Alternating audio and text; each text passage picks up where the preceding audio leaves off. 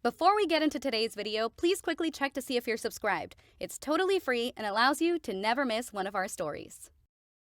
Commander Greg Pollock's weathered hands moved steadily across the emergency broadcast controls, as reality itself seemed to tear apart around the Star Merchant.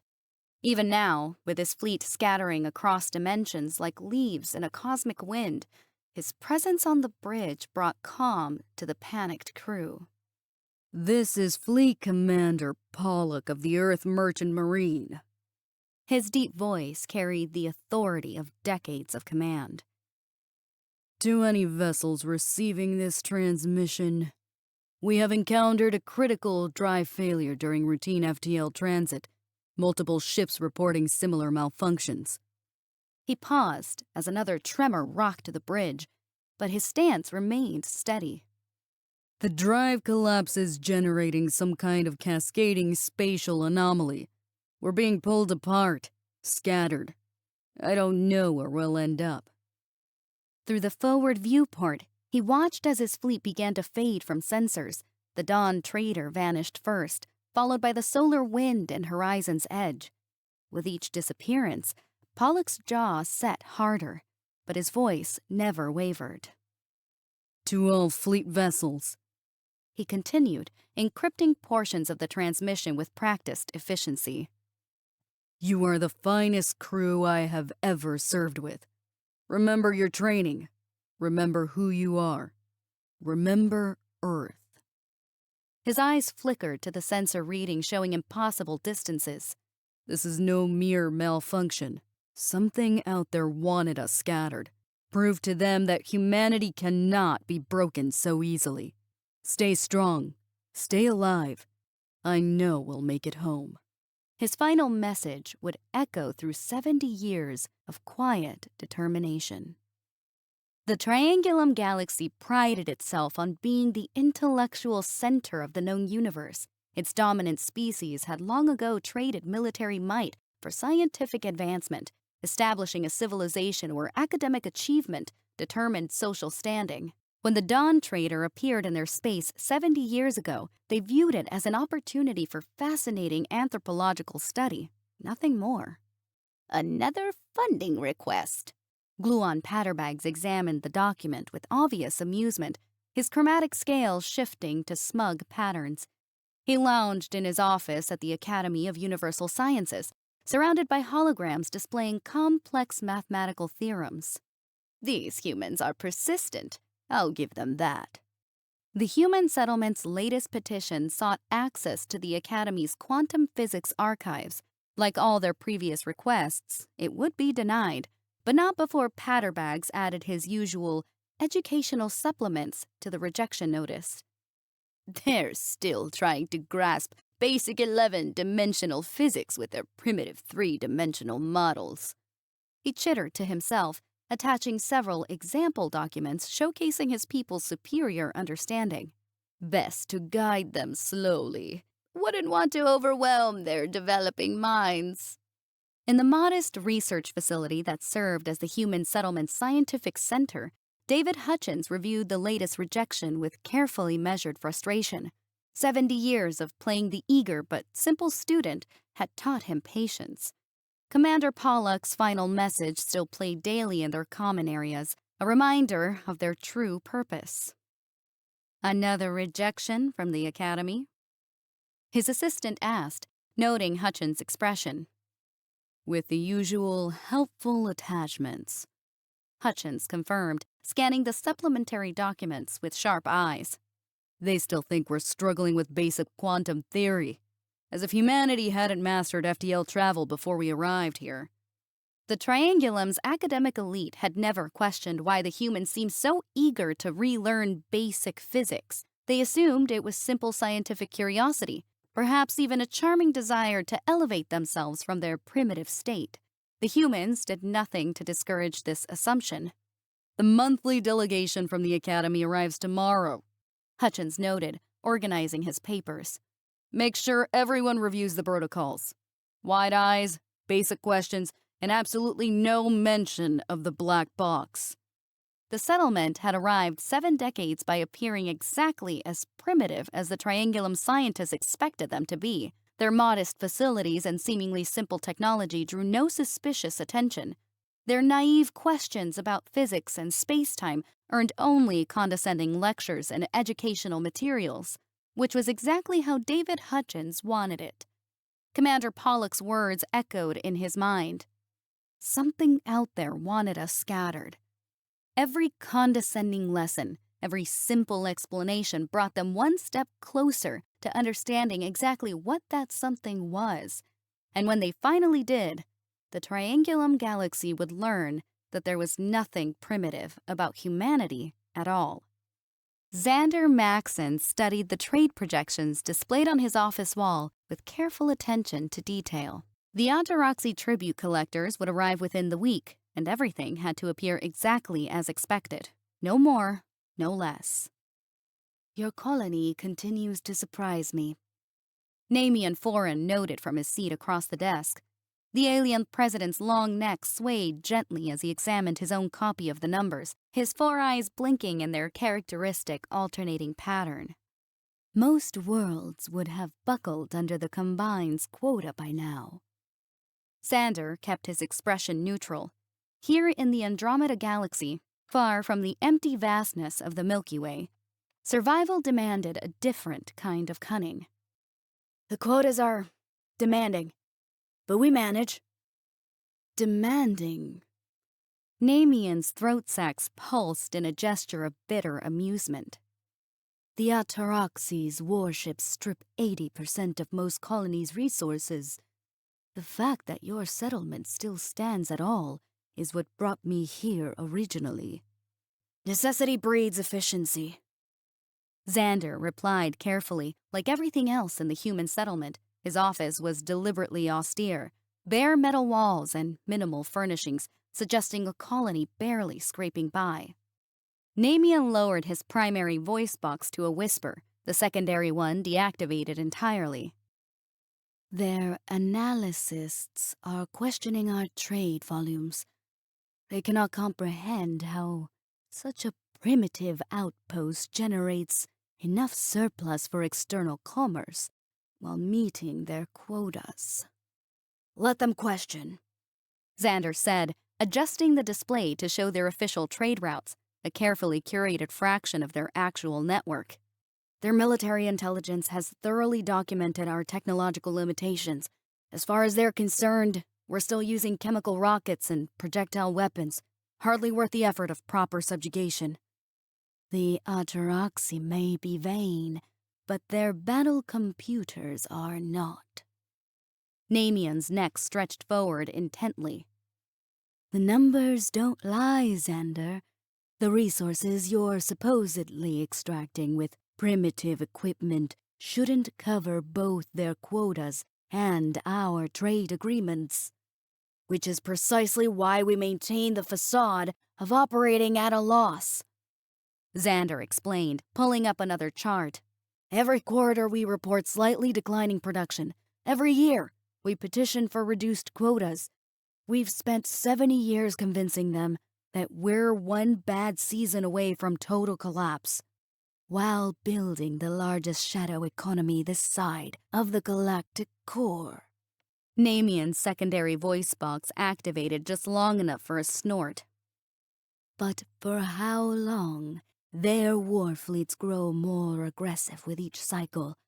Did you hear what they did to the coal tar system when they discovered unauthorized mining operations? Xander's expression hardened. As long as necessary. He pressed a button, revealing their true production numbers, carefully hidden from the Combine's scanner networks. The difference was staggering. Their arrogance makes them careless. They see what they expect, a primitive colony barely worth the fuel their warships burn just getting here to collect. They actually lose on it. But they do it anyway to instill fear. This. All 4 of Namian's eyes widened as he saw the true numbers for the very first time. You're outperforming some of their core factory worlds. How do you mask this scale of operation? We let them defeat themselves, Xander said. Their own superiority complex blinds them. When their tribute collectors land, they see our workers using primitive tools, operating crude machinery. They spend so much time mocking our methods that they never question why we're still here at all. The Combine obliterates anything that threatens their dominance. Namian's throat sacs darkened with concern. The coal tar were an object lesson. If they discovered this level of deception... They won't, Xander interrupted, though his tone carried a subtle edge. Not until we choose. This galaxy has suffered under their protection for too long. When the time comes, all of this, he gestured to the hidden production figures, will serve a greater purpose than paying tribute to glorified pirates with warships. You speak as if this outcome is certain. Resources do not give you the ability to use them. Namian observed. I am. Xander's eyes drifted to where Commander Pollock's final message played silently on a small display, a reminder carried by all the lost colonies. Humanity survived alone in our home galaxy for a reason. The Combine sees us as primitives, but that perception works in our favor. While their war fleets terrorize the galaxy, we build something far greater than they can imagine. The day of reckoning will come. I do not know when, but I know it will. Namian rose to leave, neck curling in a gesture of respect. I hope you know what you're doing, my friend. The Ataraxi do not forgive easily. Neither, Xander replied quietly as the door closed behind the alien president. Do we? Amelia Vayar sat perfectly still as Ambassador Cork Tietz spined appendages gestured with calculated menace. In the Wolf-Lundmark-Malat galaxy, every movement was a political statement, every word a potential weapon. Your settlement's mineral exports have increased by 3%. Tietz translator rendered his clicking speech into flat standard. His ridge plates shifted to display warning colors. This suggests unauthorized expansion on your mining operations. We found an efficiency improvement in our existing facilities. Amelia replied softly, her gentle tone masking steel. We would never presume to expand without proper authorization from all concerned parties. The ambassador's secondary arms twitched, a gesture of skepticism in his species. The hegemony notes that you have received 3 separate offers of protection this cycle, yet you persist in maintaining neutrality. We are grateful for the interest shown by the various powers. She kept her voice warm, maternal. But our colony's resources are too modest to be worth the political complications of alignment. Surely, you've seen the production reports. Reports can be deceiving. Tietz's primary eyes narrowed while his secondary set scanned the room. The embassy's modest furnishings and obvious age had been carefully curated to project exactly the image Amelia wanted, a struggling colony barely worth noticing. She allowed concern to color her tone. Ambassador, we are simple people. Our technology is primitive by your standards. Our military capacity is non-existent. What possible deception could we maintain that would escape the notice of the great powers? None, I suppose, he admitted, ridge plates settling into neutral patterns. But the hegemony finds it curious that your colony alone maintains independence in this sector. The consortium's expansion should have absorbed you cycles ago, yet here you remain. Amelia spread her hands in a gesture of helplessness. We survived by being useful, but unthreatening. We got lucky, landing on a world with so little to offer. Absorbing us simply isn't worth anyone's time, let alone the political complications. And yet, Tietz's clicking took on an edge. Your colony continues to grow, slowly, but growing nonetheless. Within our authorized limits, she reminded him. Every expansion has been properly documented and approved. Every trade agreement transparent and witnessed. We maintain excellent records if you wish to review them. The ambassador's ridge plates rippled with frustration. Like so many before him, he sensed there was more to this human colony than appeared, but could find no evidence to support his suspicions. Nothing that would justify the political capital required to take action. The hegemony will be watching. Administrator Bayar. He finally said, rising to leave. Your colony's continued independence is anomalous. Anomalies draw attention. Attention leads to complications. We appreciate your concern, Amelia replied, her smile never wavering. Please convey our regards to the hegemon. We look forward to continuing our modest role in the sector's stability. Only after the ambassador's departure did she allow herself a small sigh. In this galaxy's complex web of competing powers, survival required a delicate balance. Too weak, and they would be absorbed. Too strong, and they would be eliminated. They had to appear just valuable enough to be worth trading with, but not valuable enough to be worth fighting over. She activated her desk console, reviewing the day's intelligence reports. The consortium's fleet movements suggested another push toward expansion. The Directorate was massing forces along the hegemony's borders, and somewhere in the vast distances between galaxies, humanity's lost colonies worked toward reunion. Commander Pollock's final message played softly in the background, as it had every day for 70 years. Something out there wanted us scattered. That scattering had placed them perfectly, a seemingly insignificant colony on a strategically worthless world, positioned at the nexus of competing powers, too focused on each other to look closely at the primitives in their midst. Amelia smiled as she reviewed the latest communications. A particularly useful espionage was already underway.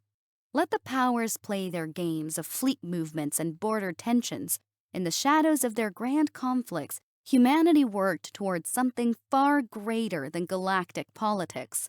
They just had to maintain the facade a little longer. The Academy of Universal Sciences Grand Lecture Hall buzzed with activity as the galaxy's brightest minds debated the latest developments in quantum mechanics. Among them, looking suitably overwhelmed, sat Samantha Connor, the first human ever granted permission to attend advanced classes.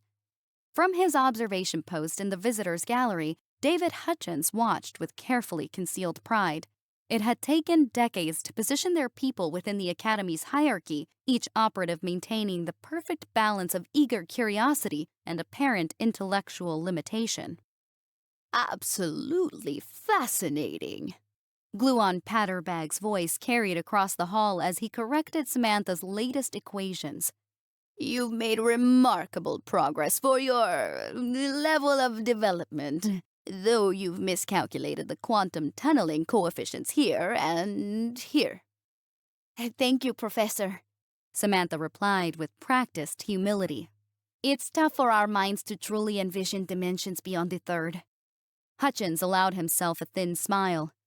Sarah's miscalculations would prompt Patterbags to demonstrate the correct approach, providing them with exactly the verification they needed for their latest prototype adjustments. Later, in the secure depths of their hidden facility, Samantha's demeanor shifted completely as she presented her findings. They're still using standard end-space calculations for quantum tunneling. They haven't even considered the possibility of cross-dimensional resonance. Perfect. Hutchins studied the equations she'd brought. Their arrogance blinds them to whole new avenues of research. They're so convinced of their superiority that they never push beyond accepted theories. The facility had grown significantly over the decades, though nothing of that growth was visible from the surface. Multiple levels of laboratories and testing chambers spread beneath their modest settlement, each dedicated to understanding and replicating the anomaly that had scattered their fleet. Sir? A junior researcher approached with barely contained excitement. The latest quantum tunneling tests. We've succeeded in detecting artificial wormhole formation at ranges far beyond our previous capabilities. Hutchins looked up sharply. How far? The entire local group, sir. If anyone creates a stable wormhole anywhere in the neighboring galaxies, we'll know. The implications hit him like a physical force. If the other ships survived, if they too established colonies like this one and were pursuing similar research, if any of them succeeded in recreating the original anomaly, they would detect it. After 70 years, they might finally re-establish contact. Establish monitoring shifts, he ordered. I want those sensors watched around the clock. And Dr. Connors? He turned to their Academy infiltrator. It's time to accelerate our own testing schedule. Won't that risk detection? She asked, though her expression suggested she already knew the answer. Let them detect it, Hutchins replied. By the time they realize what we're doing, it will be too late to stop us. The game is no longer about survival. Something out there wanted us scattered. But what if that was meant as a gift? A presence in multiple galaxies, each colony developing in its own way while working toward the same goal. Sir, another researcher called out, I'm detecting unusual quantum fluctuations from the direction of the Wolf-Lundmark Melot galaxy. The patterns seem deliberate. Hutchins moved to the sensor station, heart racing. Show me. The data streamed across the screen, a clear attempt at communication using quantum entanglement principles that the Triangulum scientists considered purely theoretical. Someone else had been doing their homework. Looks like we're not the only ones who've been busy, he murmured. We respond immediately.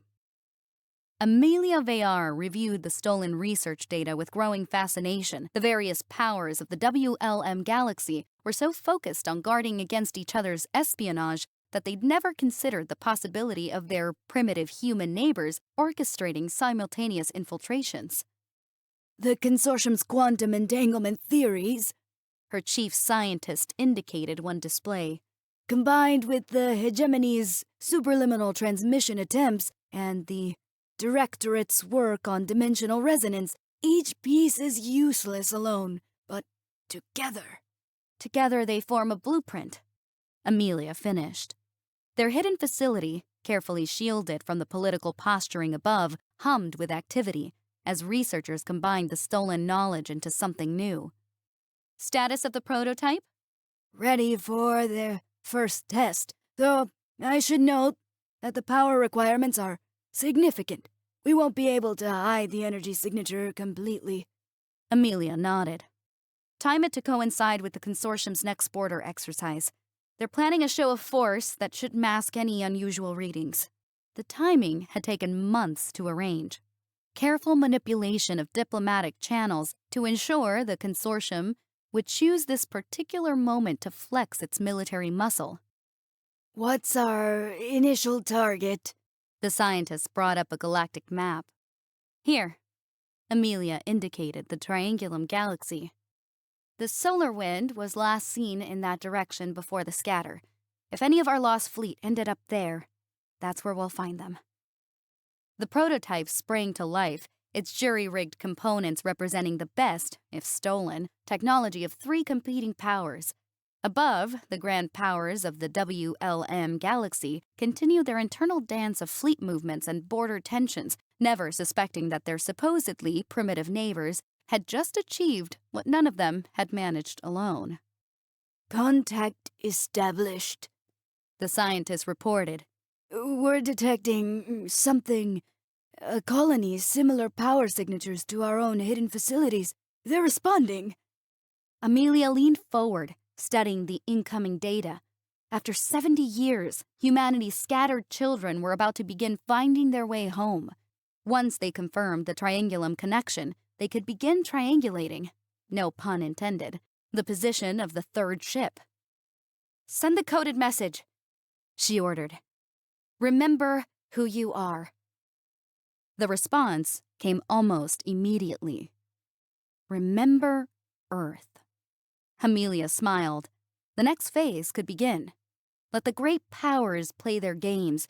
Humanity was about to rewrite the rules of their grand competition. Start calculating probable coordinates for the third colony, she instructed. And prepare a secure channel to our new friends. We have 70 years of catching up to do. The Ataraxi tribute fleet filled Xander's viewport, twice the size of their usual collection force. Below, the colony's visible industrial centers operated at their usual, apparently inefficient pace, maintaining the carefully crafted illusion of primitive struggle. 3 additional battle cruisers, Namian observed, his neck coiling with tension.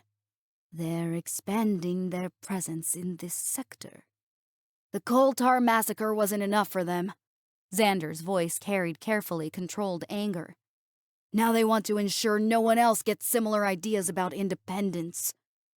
Their hidden production facilities were operating at maximum capacity, the machines carefully shielded from any scanning technology the Ataraxi possessed.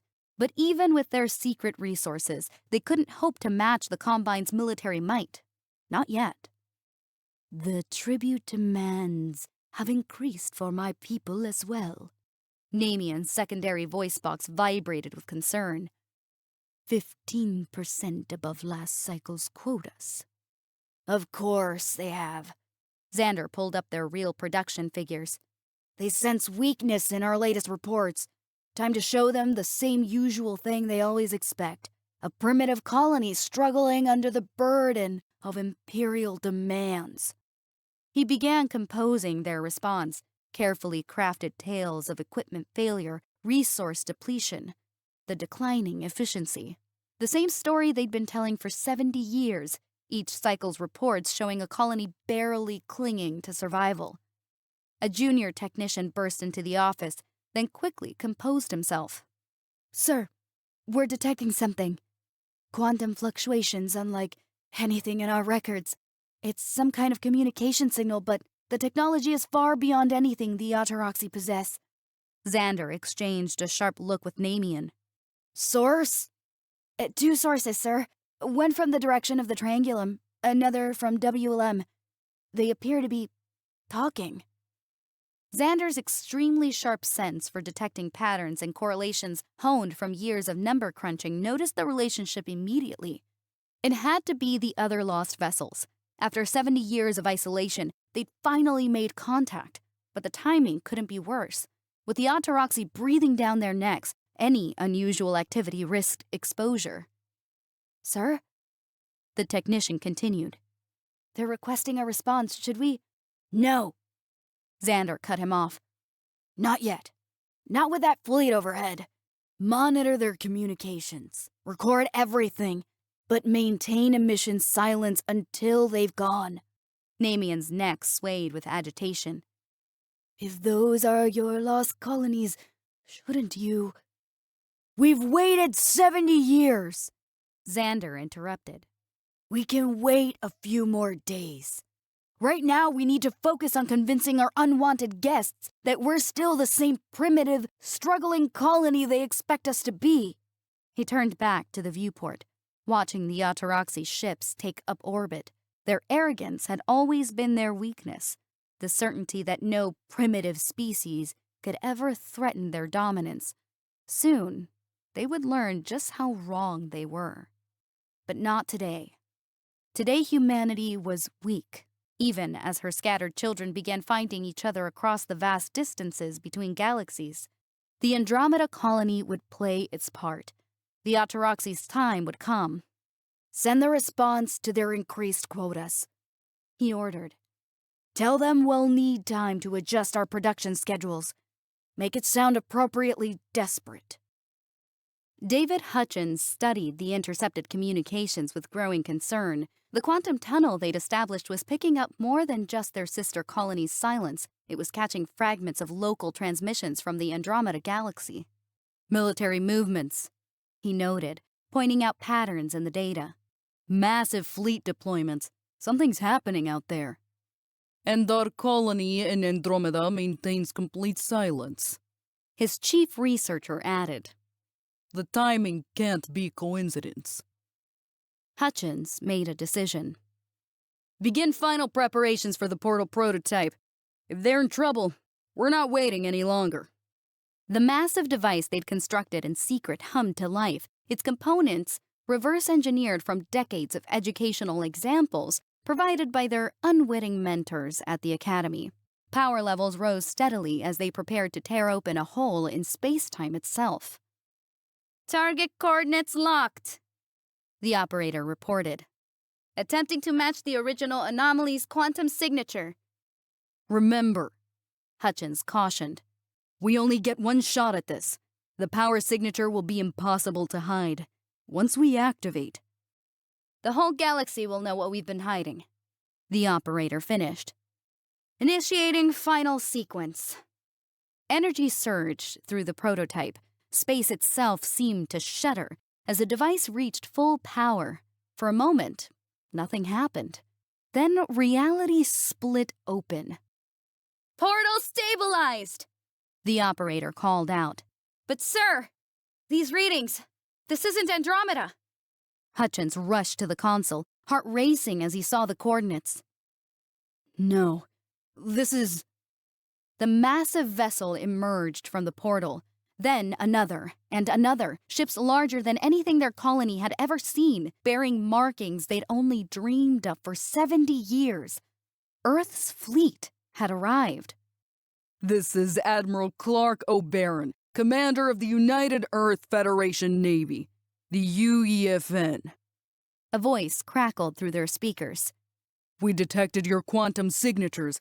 Looks like we finally found our lost children. The reunion was brief but emotional. Earth, they learned, had flourished in humanity's home galaxy, with no other sapient species to compete with. They'd expanded throughout the Milky Way, developing technologies far beyond what any of the colonies had achieved. We picked up the same transmissions you did, Admiral O'Barron explained during the hasty strategic conference that followed. We've been preparing for this possibility ever since we detected the first quantum fluctuations, indicating the survival of Pollux' fleet. Hutchins laid out their situation quickly. Our sister colony in Andromeda is in trouble. From what little our communication prototype can gather, they're under pressure from a militant empire that sees them as primitive subjects. Then let's show them how primitive humanity is. Clark's smile was sharp. Can you open another portal? Directly to Andromeda this time. With Earth's power system supplementing ours? Hutchins examined the calculations. Yes. Though without vast stockpiles of exotic matter, we could only maintain it for a few days. A few days is long enough for an evacuation. O'Barron turned to his command staff. Prepare the fleet for immediate deployment. It's time to remind the galaxy that humanity doesn't abandon its own. The second portal opened exactly where they intended, powered by Earth's advanced technology. As O'Barron's fleet moved to defensively encircle the Andromeda colony, Hutchins watched with fierce satisfaction. 70 years of playing the humble student was about to pay off in ways the Triangulum's arrogant academics could never have imagined. The game had truly changed. In a matter of hours, humanity had gone from scattered refugees to a force spanning 4 galaxies. Galaxies that were all about to learn just how primitive humanity truly was. Xander watched the Ataraxi tribute fleet through narrowed eyes. Their demands had grown more aggressive with each passing hour, as if sensing something amiss in the colony's carefully maintained facade of primitive submission. We grow tired of your excuses. Perhaps a demonstration of our might will motivate greater efficiency. Please! Xander forced desperation into his voice, though his hands clenched beneath the desk. Our facilities simply cannot. Space itself seemed to tear open behind the Ataraxi fleet. The tribute commander's image flickered as he turned to receive new information. What is this? Some cunning ploy your primitive technology cannot... No. Xander allowed himself a thin smile. That is no ploy. It is reckoning. Massive ships emerged from the rift, vessels of clearly human design, but unlike anything the colony had produced in their 70 years of hiding. The Ataraxi fleet, impressive as it had seemed moments ago, was dwarfed by the new arrivals. Ataraxi Command. A new voice cut through all frequencies. I am Commander Oberon of the United Earth Federation Navy. Your ships are currently threatening a human colony. Stand down immediately. Xander keyed in the codes that would finally reveal their true capabilities. Across the settlement, hidden bay doors opened. Sophisticated defense platforms emerged from their camouflaged positions, and deep beneath the surface, vast production facilities roared to full power, no longer masking their energy signatures. Impossible, The Ataraxi commander sputtered. your colony is primitive, your technology barely beyond chemical propulsion. Our intel, Your intelligence, Xander interrupted.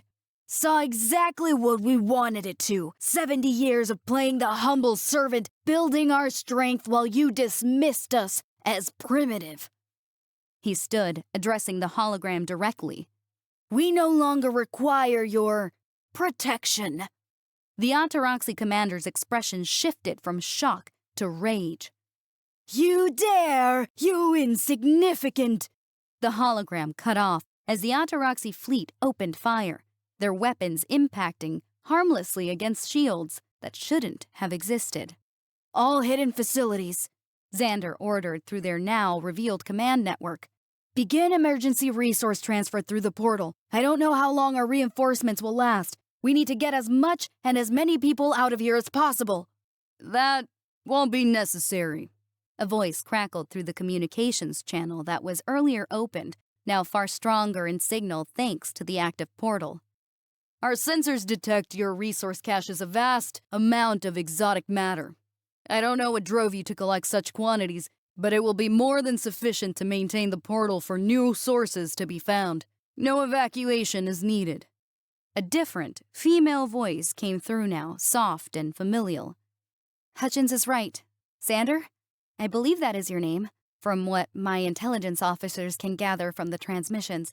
I am Amelia Vayar of the Horizon's Edge Colony. The man who just spoke is David Hutchins of the Solar Wind Colony. I presume your colony is descended from the Dawn Trader? My mother told many stories about the illustrious captain of that vessel. I hope you've inherited his acumen. Xander, for the first time in many years, wore upon his face a wide smile. He turned to Namian, who had watched the exchange in stunned silence. Your people should prepare for significant economic changes. The Ataraxi's grip on this sector is about to weaken considerably. On his tactical display, he watched Earth's fleet execute a perfect encirclement of the Ataraxi forces. The difference in technological sophistication was immediately apparent. Where the Ataraxi relied on brute force and overwhelming numbers, Earth's ships moved with precision and coordination that spoke of centuries of advancement. "Sir," his tactical officer reported, "the Ataraxi are calling for reinforcements. Multiple fleet signatures detected approaching the sector." Let them come, Xander replied calmly. It's time they learned what humanity can really do. He opened a channel to Commander Oberon's flagship. The hidden stockpiles are ready for transfer. We've been preparing for a day like today for 70 years. Excellent. Oberon's voice carried satisfied determination. Let's show the Andromeda Galaxy what humanity has done with our spare time.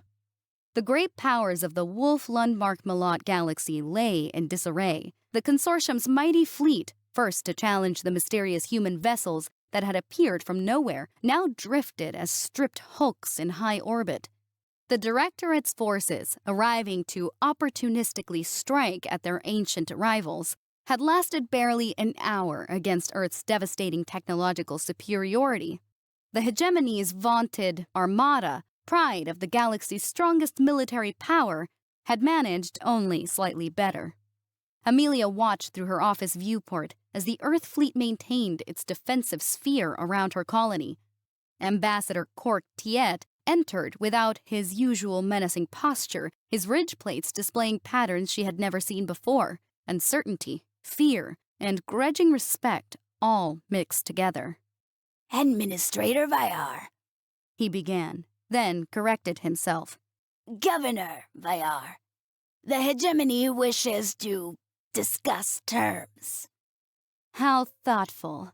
Amelia kept her tone warm and maternal, though its effect was somewhat different now. Though I'm curious, what changed your minds? Our colony is still as modest as ever. Tiette's secondary eyes fixed on the apparently simple desk between them, now known to contain technologies far beyond anything in the WLM galaxy. The hegemony has been impressed by humanity's martial capabilities. You mean thoroughly defeated by them? She allowed herself a small smile. It's remarkable how quickly perspectives can change. The hegemony notes that your colony's technological capabilities appear to have advanced somewhat beyond previous assessments. Tiette's ridge plates shifted through various diplomatic patterns. As has your support structure. We remain exactly as we have always been, Amelia replied. The only thing that has changed is your perception. She activated a holographic display, no longer hiding their true sophistication. Though, I should note that humanity's presence in this galaxy is about to expand significantly. The ambassador's primary eyes widened as the display showed more Earth vessels emerging from newly stabilized portals at strategic points throughout the WLM galaxy. The hegemony was not aware. There are many things the great powers were not aware of. She interrupted gently. That was rather the point. Now, about those surrender terms. She pulled up another display showing humanity's requirements. I believe it's time we discussed a more equitable arrangement. These terms are quite generous. Tiette noted cautiously.